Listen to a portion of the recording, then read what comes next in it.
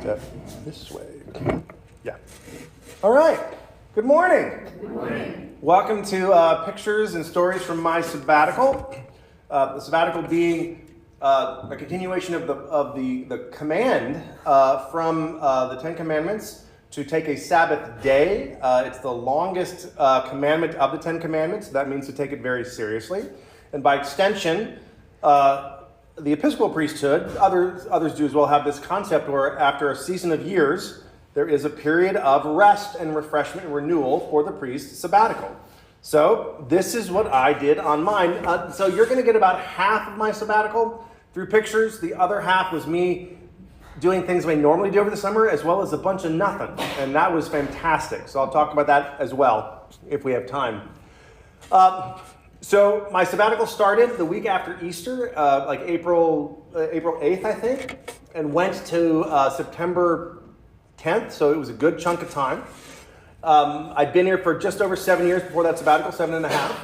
And so as my sabbatical started, a delightful surprise I got was this woman, Shannon Ferguson Kelly, was in town, and Shannon was the priest in charge of children, youth, and families at All Saints Pasadena, where I met the Muirs. And I had an epiphany at this youth worker conference. I was going to become a youth minister. I was going to go back to Texas and get a job there, but there was this enormous church in Pasadena that was looking for a youth minister. And I said to myself, well, let me engage their hiring process as practice, because there's no way they're going to hire me because I don't have any direct experience. And 6 weeks later, this wonderful woman hired me as the youth minister there and really started my professional journey towards the priesthood.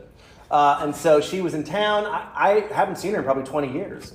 And we got to have lunch and hang out with the day. Oh, we just hit that. Oh, that's right. We just touch it whenever you can. Yeah. Oh, man. I don't have the thing plugged in, so you might just need to keep a little hand on it. You know that? I forgot the thing. So just give a little wiggle every now and then. All right. So that was a wonderful surprise to start my sabbatical. Next picture, please. All right. So what I always do every year is I go home and visit my parents by myself. My parents are up there in years. And so as an intention I made several years ago, I go visit them, just me, not with my wife and kids, every year for about a week. And so I don't have a lot of pictures from this, but this was me engaging with a practice I do is actually the first week of my sabbatical, we went down to see my wife's family. And then the second week I went to Indiana where my family lives. I'm not from there, but this is where they all live. And this is my mom and my dad, and we're sitting in their backyard enjoying an Indiana spring day. So next picture. I like this one. So you may remember this individual. His name is Phil Duvall, a dear friend of mine from actually before seminary, but we were at seminary together. He lives in Cincinnati, Ohio. I live my parents live in Columbus, Indiana. And there's a town exactly between the two of ours called Batesville. And for the last 6 or 7 years, every time I've gone to visit my parents, we meet in the middle for a lunch at this Charlie's or something right at the building behind it. And we take this picture every time. As a tangent, can anyone tell me what Batesville is famous for? Batesville, Indiana, was the #1 source for coffins when coffins were made by wood. When, in the 40s or 50s, they made it to metal. They stepped up, but Batesville used to be known for coffins. Next picture. All right, so after a week with my family in Indiana, I came back to San Francisco, but then spent about a week by myself down in Los Angeles. Oh, because I forgot to tell you this. The theme of my sabbatical was friends and family. This is not something I kind of planned out, but once it was done being planned, I realized that what I was doing for my sabbatical is spending intentional time with those people I love throughout the history of my life, and being intentional about seeing cousins, aunts, all my uncles are dead, and showing my kids some places that are meaningful to me and people. So a lot of that came together in some really beautiful ways. So friends and family was the theme. So this is my friend Brian O'Rourke on the far side. Brian and Jenny, his wife, were volunteers in the youth program when I was at All Saints Pasadena. And we all wound up going to seminary together, and Brian's now a priest. And this is John Depphaus, who we also met at seminary, and this was his wedding we were all at. And so that was a nice little reunion to see all them again. I spent the rest of the week staying at Brian's house because we are dear friends. Next slide. And I was supposed to have brunch with a friend of mine one day, and he canceled on me. And I was like, what am I going to do? And I realized I could go to the church where I first worked at after seminary, St. Cross in Hermosa Beach. I didn't take any pictures of me in the church, but this is Rachel Nyback and her husband Chad. Rachel was the first priest to hire me after seminary. And what was really wonderful about this experience is I hadn't been to church there since I was on staff 9.5 years ago. And nobody knew I was going to be there because I didn't know I was going to be there. But I showed up, and some people recognized me, others not. But what was so amazing and I was so appreciative of, it reminded me of what it was like to be a parishioner. To go to a community where I felt love, I felt comfort, where I was inspired. I sat in the pews, I had coffee afterwards. It was only one service on a Sunday. And it was a visceral experience of the belovedness of the space and the grace that we're trying to create here for all of us. And as the one who's in charge of that, sometimes I'm a little bit, I experience it differently. So this was great. Next slide. All right, so I lived in housing at St. Cross Hermosa Beach. It was a duplex. We lived in the top. And we were 400 yards from the ocean. It was wonderful. I sometimes kick myself for leaving.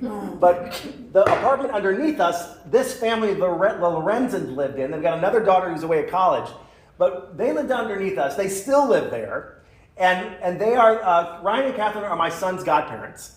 And I got to see them and spend time with them. Every year we try to see them, but it was just a delight to be in their presence again. Next slide. So came back to San Francisco about another week. I did a lot of traveling the first sort of 2.5 months.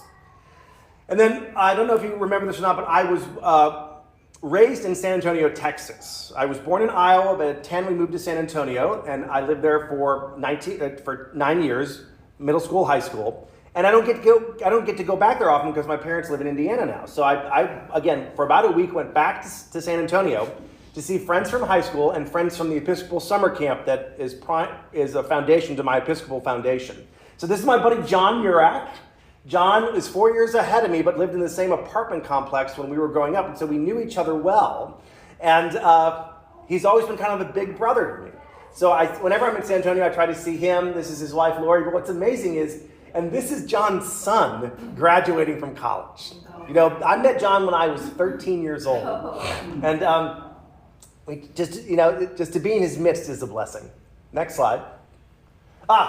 And this is Rudy's Barbecue, some of the best barbecue in the world. The original location was right by my house. It's a chain now. This is not the original one, but John and I, of course, we had to go to Rudy's. Next slide. All right, so I'm from Texas, remember? And my wife made me take some of these pictures down from my social media. But this is a place called The Place to Shoot. It's a trap shooting and gun range. And in high school, John and I would go to this exact place to shoot trap, to shoot skeet, to go, and so we decided on our day together to go back and shoot some skeet and do some rifle range shooting. So next slide. So Jeff here is one of my best friends from high school. We were in the same grade. There were 6 of us, 3 women and 3 guys who hung out together. And I met Jeff in the 4th grade. We were great friends.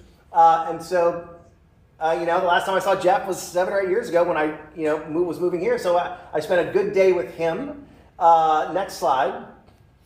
But what's amazing about, and I love this Holy Spirit moment. So the other gentlemen in this picture, Mike and Ben, with Jeff, Mike and Ben are friends of mine from the Episcopal summer camp that I was formed in and worked at. But at my wedding 18 years ago in California, my worlds collided. Jeff and his wife were there with Mike and Ben and another Mike, and they all got to know each other. And so for the last 15 years, they've been friends together.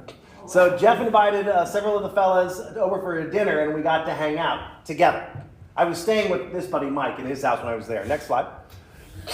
So now we're talking about the camp friends, camp capers. I love this because you see Mike and Ben again. But the priest here is a guy named Mike Woods. Again, I grew up going to summer camp with these guys, and then red shirt, blue shirt, and priest and I were all summer staff people at this camp. Stu was there as well, but he wasn't on staff. And Mike, the priest in the middle, has only become a priest in the last 2 or 3 years. And so he works at a church just south of Austin, and so Sunday morning we all drove up about an hour north, and I got to see Mike as a priest for the first time. My friend who I met, he was working in the kitchen at summer camp. Next slide. So this is Mike, Ben, me, and Mike. And this was awesome. Ben's daughter is running the camp right now. And so after church, we went back to the camp. And I got to spend time with the people that I was formed with in the place we were formed, in a deep experience of joy, love, and grace, surprise, delight. And what's great about the camp is while they've upgraded a lot of the amenities, it's like so much nicer, they've kept the spirit and the essence of it. So it does not feel fancy, and yet it really is. This is the bell tower, and before every meal, somebody got to ring it. It's a big deal. So we took a picture of ourselves in front of the bell tower, and next slide. And then the chapel has gotten too small, but it's this chapel that's surrounded by West Texas trees. It's so beautiful. So we couldn't take a picture in the chapel because it was being redone, but we took a picture in the chapel. It's done now, but it wasn't in July or May. Next slide. All right, so this is the original Rudy's. 1604 and I-10. You got to go to this place. It's awesome. And this is my buddy Scott Brown. Again, Scott's from camp. And so we hung out for an afternoon. And Scott, next slide. Scott is the head of school of the Texas Military Institute, the Episcopal High School in San Antonio, Texas, K through 12, both residential and local. I mean, it's a big deal. And so Scott and I saw he gave me a tour of the school and Scott was one of the first of us to be ordained. I remember being at his ordination. 20 years ago maybe. He was young. Next slide. Oh, hey, I remember this place. Oh, yeah. Ba-dum-bum, get it? Yeah. All right. Next slide. Okay. So I came back to San Francisco. Will you shut that door? Thank you. Let me give you a little bit of what happened next, because this is really a delightful phase. So my kids actually got an extended summer because their school was doing some construction. And so they had the entire month of, they had a longer summer. So I left with my kids June 1, and we did not get back to San Francisco until July 7th or 8th. Heather joined us for a portion of it, but this was an arc of seeing friends and family, and by default, some really meaningful places and people to me in my life. So, me and the kids, and this is my daughter Gabriella, my son Jonathan, my first cousin Kit, her son Braden, and her husband Chris. They live in Denver.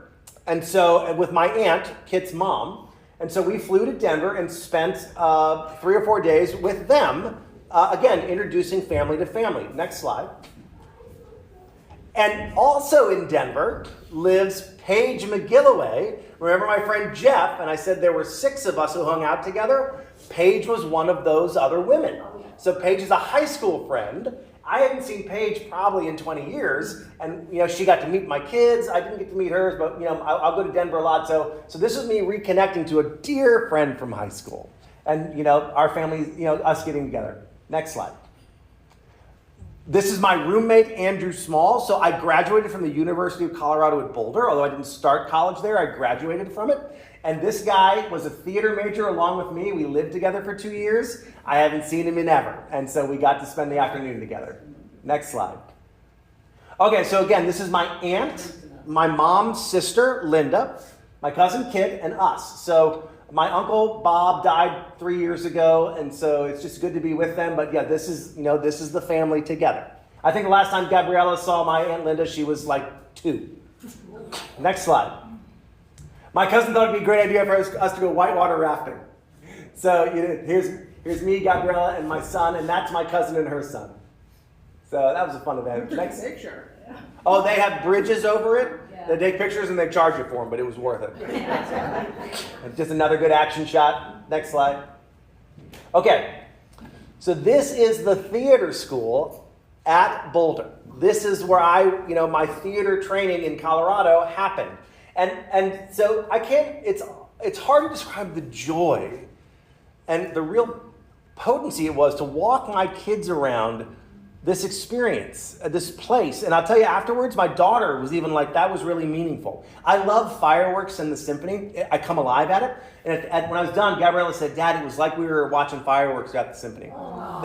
She got a sweater from Boulder she still carries around. And what was cool is, so I did the Colorado Shakespeare Festival for a couple seasons, and it was about to start, and the main theater was closed off because of that, but somebody from the Colorado Shakespeare Festival was there, and I told them my story and what I was doing, so they let me in, and we got to watch them do like a final tech rehearsal, and showed the kids all the rooms I acted in and such. There's a black box theater that it was really amazing. Next slide. This was my dorm the first year I lived there. So I took them to the dorm. They were a small room in it. It wasn't all mine. Next slide. Anybody remember these folk? Molly and Conrad Irwin, who were dear members of our community but moved to Colorado where they're from. In the pandemic, they live in Boulder. I mean, right by campus. So we got to have dinner with them. Their kids were asleep, so I only got this picture. Nice. Next slide. So on the flight from Denver to Indiana to see my parents, the flight attendant taps my son on the shoulder and says, the pilot would like to speak to you, young man. And he actually thought he was in trouble. He invited him in, let him sit there, showed him all these knobs and stuff, and I told him to turn around and take a picture, but he was in there for a good 4 or 5 minutes learning about the cockpit. I've never seen that before, so it was pretty neat. And of course, he wore his buffalo antlers. Next slide. So I included this one because I realized, again, so every year I go home to Indiana with my kids for 2 weeks, and Heather comes for about a week of it, and we just spend time in this, town of 50,000 in Indiana, where Gabriella, my daughter, loves because it's slower. Yeah. And there's cousins, and there's a snow cone place a block away, and Grandpa and Grandma do funny things with them. But it really is, and I've been doing it every year because I keep thinking to myself, that one of these years, my kids aren't going to want to go back for 2 weeks. And Gabriella was like, yeah, I want to go back for 2 weeks this summer. And it's just, and my brother lives there, my only other sibling. But we went bowling. This is my nephew. That's Gunnar. He's got another brother named Henry. But I didn't take a lot of pictures of the normal things we did. But that was part of it. Next slide. Okay. And then Heather flies to Indiana. The family rents a minivan. And my parents, Heather and I with the kids, drive 8.5 hours to northeast Iowa, where my dad's sister lives and who we stayed with, where I have one cousin who lives in this town of 3,000. I was from a town of 8,000, Decorah. And another cousin of my dad's sister's child, my first cousins, Greg and Lynn, she lives in Minnesota, so she came down for the weekend.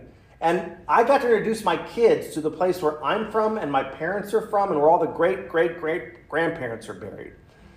We stayed in Cresco, a town of 3,000. My mom grew up in a town called Riceville of 900. It is currently 600 people. This is the house my mom grew up in. Oh, wow. It's a little bit, dilapidated, but I have a picture of my mom and her older sister in snow clothes with snow up to here on them in front of this house. And this is the house where I remember for all the holidays, Kit and Jill, my cousins of my mom's sisters, so our family and my aunt and uncle, we would meet here. I would sleep in this closed-in porch, on couches. And so this is the house where my mom's from, where my grandparents were. Next slide. Okay, up the street from that house is a playground. And I kid you not, this has got to be the exact same thing I played with when I was his age. Because, it was just still there. But this next slide is the really cool one. So this is a swing set. This is a swing set in this same park. Okay, the swings themselves have been changed, but the metal has always been there. I grew up playing on those swings. My mother grew up playing on those swings. And this is my kids. These are my kids playing on these swings with my mom and my dad. My aunt and my cousins were all texting each other like, ooh, take a picture of this, take a picture of that. So we spent the day driving around. But what a gift to be in this place, to introduce my kids to where we are from. Next slide.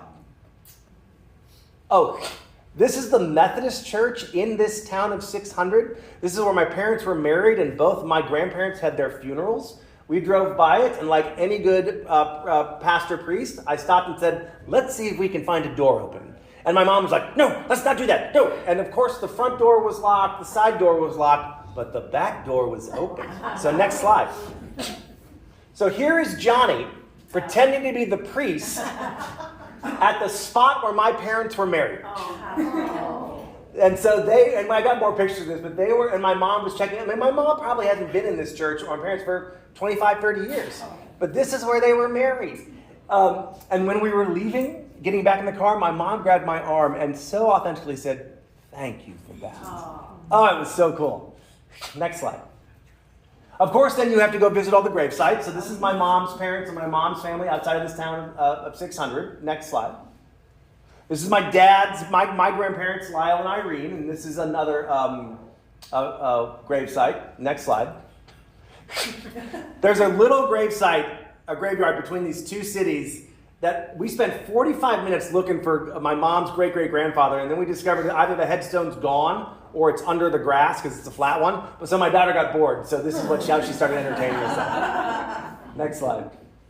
Okay, this is my aunt's house, my dad's sister in, again, the town of 3,000, Cresco. Now my aunt's sort of every other summer there's an Erickson reunion, but it hasn't happened in a while. So we had a day that became the de facto Erickson reunion. But my aunt is also involved in this thing called the Quilts of Honor.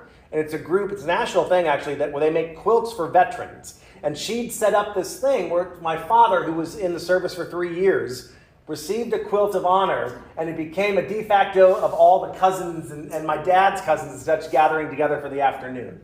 Next slide. So that's my aunt, this is my dad's sister, my mom, and my dad receiving his quilt of honor. Next slide. Okay. This is the house I first lived in. This is Decorah, Iowa. My parents built this house. It's still orange.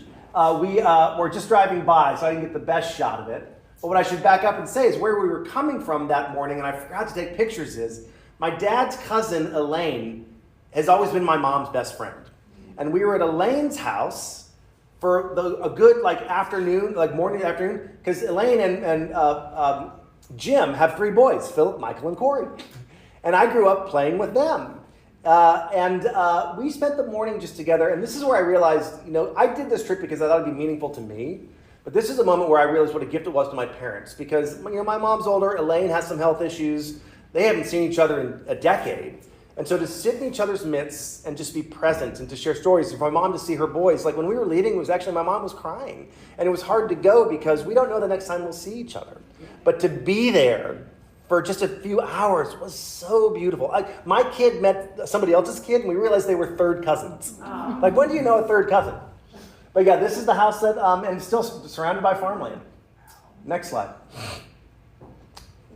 So in Decorah is a Methodist church. This is the Methodist church that I was baptized in. And here's what was really, again, I love this. Next slide. This is the inside of the Catholic church next door, where my father was baptized. I had no idea. Churches side by side. I was baptized in one, and years before my dad was baptized in the other. Next slide. So this is the outside of the Catholic church. The Methodist church is right here. Next slide. So there's a park in Decorah that has a waterfall and trail hikes. And it's a very fancy park right now. Everything is, there's paths and there's, wood and there's signs. But when my dad was a kid, it wasn't any of that. It was a place where the kids went and played. And so this was another time where we went to the place where my dad grew up playing. And I looked back and saw my mom and dad hanging out by this fence post, and I said, let me just get a picture of them. Again, for them to be able to be in these places. Because the next time we're in Cresco, it's going to be for somebody's funeral. And this was about life. Next slide. Check out how much gas was. How much is it? $2.78. Next slide. Joseph Gettleman, my great-great-great-grandfather. I'm thinking bringing back the mustache. Oh, I should. Hey, just real quick, Kathy, you may need to start the 11 a.m. service if I'm not done, but I'll get in there before I have to preach. But you've got time now. Next slide. You can hang. Okay, so then we drove. So it was a crazy trip going to Iowa. I mean, my daughter, who's an introvert, was like, I need some me time. But my first cousins on my dad's side, they're like 13 and 15 years older than me. So it was really lovely to kind of engage with them and connect with them as adults. We went back to Indiana. And what do you do in Caitlin Clark's first season? You go to a Fever game. So an hour north. So go ahead. Next slide. We went and saw a Fever game. And next slide. The Fever won. It's one of their first wins. And there's Caitlin Clark. Next slide. All right. back in Indiana for a few days, and then up to Chicago. Chicago, where I do have a cousin there, we'll get to that, but Chicago is where I started college. And my first day of college orientation, which was the weekend before college start, I was in line, and I turned around to another fellow there and said, "Hi, I'm David. Who are you?" And he said, "My name is Rob." So this gentleman here was my first college friend, and still today one of my best friends. And what's wild is Rob actually now is a professor of acting at DePaul University, where we met.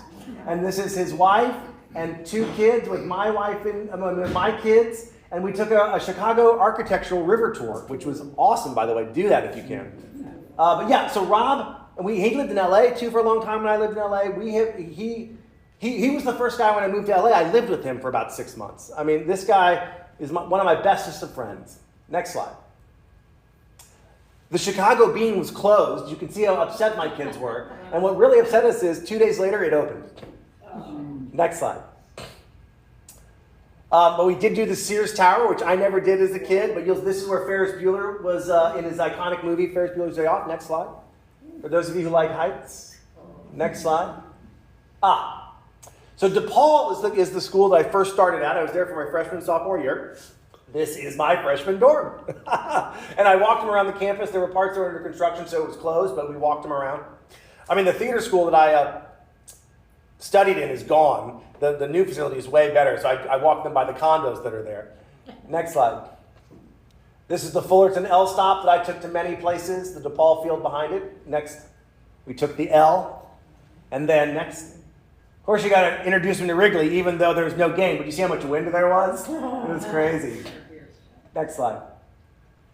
So just south of Chicago is a town called Kankakee, Illinois, where my cousin Julia, sister to Kit, they're also twins, daughter of Linda in Denver, lives with her husband. And we spent a day and a night with them, just in each other's midst. And it was just lovely, again, to be with family, building new bonds. And because I don't know if Julia if she's met my kids before. They were very. Oh no, she came to San Francisco once, but for like a day. So that's my other first cousin. Next slide. So that was the crazy trip. Oh no, we're not done yet. I apologize. This is in Columbus, Indiana, where what do you do in the summer? You go to the county fair. Introducing my kids to the glory of the county fair. Next slide. Funnel cake. Johnny was like, "What is this?" Next slide. Horse rides. Next slide. Cows. Next slide. Pigs. Next slide. So my father has flown model airplanes since he was 11 years old, maybe 75 years. Initially, they were just planes on strings with motors. But he's flown and taught people how to fly model airplanes for decades. And I could never learn from him because he was a little rough in the teaching department. You know, he's a brilliant man, but he's very kind of, you gotta do this right, you gotta do that. So I never flew with him. But my nephew, Henry, has become an avid flyer. So the last couple of years, my kids, next slide, my father has taught my kids how to fly model airplanes. And there's a connection between the things there, so my daughter and son will fly it, but if it gets in trouble, my dad takes over. But again, and I hope you understand this to some degree, to recognize what was not possible for me because of my father and myself when I was a child, and what is possible now because of this generation and grace and change. And so and for my kids to enjoy flying with their grandfather. There's something healing in that for me. Next slide. There's Johnny flying. Next slide. Sorry. One of my mom's big dreams was to take the family to Buca di Beppo. Anyone familiar with this restaurant chain? And take us to the Pope Room. Every Buca di Beppo has a Pope Room. It's a small, semi-private room that has a Pope bust at the center of the table. And the food goes on this and you spin it around. You know, because Buca di Beppo is family style. You know, the plates are enormous. So this is Johnny, my nephew Henry, my sister-in-law Katrina, my twin brother Dan, my dad, my mom, me, and I guess Heather must have left by now. Heather could only come out for a week, so she was here for the Iowa trip. But yes, this is us after our Buca di Beppo meal. My mom had wanted to do this for years, so it was fun to get to do. Next slide. So then what we did is after Indiana, we flew to Southern California. So the very beginning of my sabbatical was in San Clemente with my wife's family. In the middle over 4th of July, we went there. And then we came back to San Francisco. And then I did a week-long silent retreat at this Catholic hermitage in Big Sur. Yeah. And I've always wanted to do it. I was afraid to do it because how do you be silent for a week? And I should do another adult forum on this. The gift and luxury of silence. In nature, away from technology, and while other people made food, I had to go get it, eat it, and clean up my own dishes. So there was a little bit of that, but this place was stunning. So next slide. Here's a bench. I had my own private cabin, and there were hiking trails and vistas. Next slide. That's not ocean. That's cloud. Next slide. Next slide. Next slide. This picture I printed out on a canvas and it's hanging up in my office. Along with that picture of the bell tower and my friends, those are the 2 pictures in my office to remind me of this experience. It was incredible. And the depth and learning I had in that time was amazing. Next slide. Of course, I had to leave that place very quickly to get back here to be at Elizabeth Falcon, one of our vestry members' weddings in late July. And so that was a delight to be a part of. Next slide. I included this as one of the just moments in between where we were hanging out as a family. Because one of the things that was a real gift was Will Robbins, who's an 8 a.m. attender, gave me advice about a sabbatical. He said, plan time to do things, but plan time not to do things. And the great gift that it was, especially after 2 weeks or so, because my kids' spring break was the first week. And then I traveled for a week. And then I got back and there was a day where I had to get up every morning because the kids had to go to school. But the kids would be at school and Heather would be at work. And I'd be like, I can do whatever I want. So there was a lot of that. I will say too that just quickly, about the second half of the sabbatical, there was more time to me at home, and I did a huge cleanup of the garage. I did a huge cleanup of the attic. There's still work to be done, but there's these areas of storage that just need attending to, and I attended to a lot of that. I had all these things I thought I was going to do on sabbatical: read books. I read some, go see churches, hang out with church friends, and as soon as I got on sabbatical, I was like, I'm not doing any of that. Next slide. So because of the gift of a friend, we were able to take the family on a vacation to Hawaii. Oh, wow. And Heather and I had gone once, the kids and I, we've never taken the kids, so we got to go to Kauai for a week. And I'm so deeply grateful for this experience. So this is the view from our hotel room. Next slide. They got their first surf lesson. Next slide. Poipu Beach, we're in the south end of Kauai. During the pandemic, because of the lack of humanity, sea turtles began to come up to the beach in the dozens. There are times they'll have as many as 40 or 50, and even though there's still tourism now, that's still happening. So it's hard for all of this is like 14 or 15 sea turtles. And you just go there at dusk, and you just watch them show up and come on the beach. Next slide. Nepali Coast Tour. We took the timeshare tour, so we got a huge discount on this one. Next slide. That's our new family pick right now. So this is the waterway above the Nepali coast. You can only see it by a boat from this side. Next slide. This is called the Grand Canyon of Hawaii. It's on the other side of those mountains that you saw. Stunning. Next slide. And this is, later that day, the top of those mountains that you saw from the boat. We were down here earlier, and this is up there later that day. So beautiful. Next slide. This is the famous Episcopal Church on Kauai. It was the evening, so we just took a picture of it. But we stopped by. Next slide.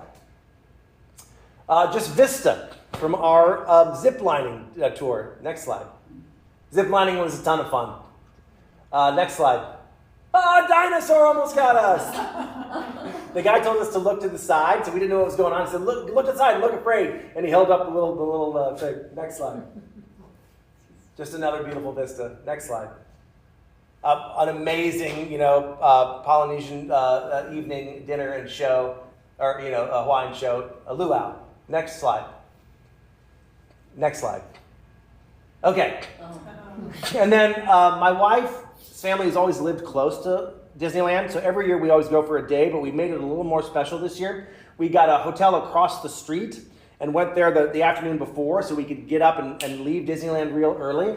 And so, again, while there was some time in the middle there where we were just hanging out as a family, we got to do Disneyland right this time. So we did the teacups. Next slide. And this is something I've always wanted to do. So if you've been to Disneyland, you know the Pirates of the Caribbean. And there's a restaurant inside the ride called the Blue Bayou Restaurant. And I've always wondered to myself, how do you eat there? Because the day of, there's no way. And it's actually pretty simple. You just have to know you're going to go to Disneyland 60 days in advance and get up at 6 a.m. and make a reservation. And sure enough, when you do that, there's plenty of reservations, but I've never known we were going with that much time. So, next slide. So I made reservations at the Blue Bayou Restaurant, and for an hour and a half, we sat in luxury, and I had a blackened ribeye steak at Disneyland. And I think that's it. Next slide. We're done. So that is those are the travelings, if you will, of the sabbatical. Those are the opportunities I had to kind of do things. What I would say is the not doing things, the in-between, were really great. Taking walks, not being, conscious of having to do anything. And I would say that the takeaways I had from my sabbatical were what a gift it is to rest, and how, honestly, that command to rest. God doesn't create the world in 6 days and he's so tired, she's so tired she has to rest. God rests because God wants to engage in all the fruit and beauty and wonder of what has been created. And, I realize specifically the first 5-6 years here has been a grind, coming out of the trauma from the previous administration, the pandemic, being pretty much the only full-time priest for 5 years until Kira got hired. I realized I don't know how I survived. By grace. And the space to just allow that trauma to sort of shed itself. It was 3 months in before immediately I felt relaxed, but it was 3 months in where all of a sudden I went, oh my gosh, the weight I've been holding. Another thing I realized is that it's so easy in our world, and I'm so good at what I do, that it's very easy to let other things suffer and really succeed at work. And I'm a better priest and a better father and a better friend when work is not my top priority. It's a priority, but it's not my top priority. And Heather even had a conversation with me once about, she says, I need you around the house. I need you to be connected to our family a little bit more. And part of it was that, the emergencies at St. Mary's are not here right now. But even if they come back, there's a danger in workaholism. Preparing for this slideshow, there's a lot of stress right now. And preparing for it, going through these slides, brought me to a place of peace. And there are moments right now, today even, on my days off, or even moments off, where I'm able to tap into that level of letting go. Because it really is the practice of realizing that we are not the ones who do it on our own. In fact, God is primarily responsible, and we have to practice letting God do it. So, it's not always going to be like that, but what a great gift for me, and I would say for us. And with that, that's the presentation. So I thank you for listening to me. Bye, all.